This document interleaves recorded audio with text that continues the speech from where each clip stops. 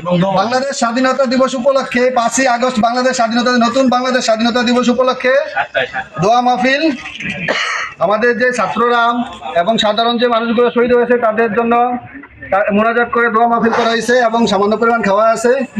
সেই উপলক্ষে আমরা মালয়েশিয়া প্রবাসী কিছু ভাইরা একত্রিত হয়েছি। দেশটা মূলত আমাদের সবাই, দেশ স্বাধীনতা অর্জন হচ্ছে, স্বাধীনতা রক্ষা করাটা অনেক বেশি জরুরি।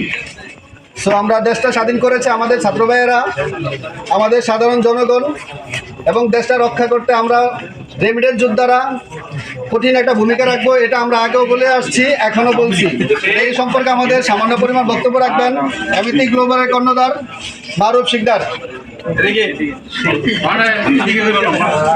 বিসমিল্লাহির রহমানির রহিম। আজকে আমরা একটা বিজয়ের মুহূর্তে দাঁড়িয়েছি, যেটাকে বলা যায় আমরা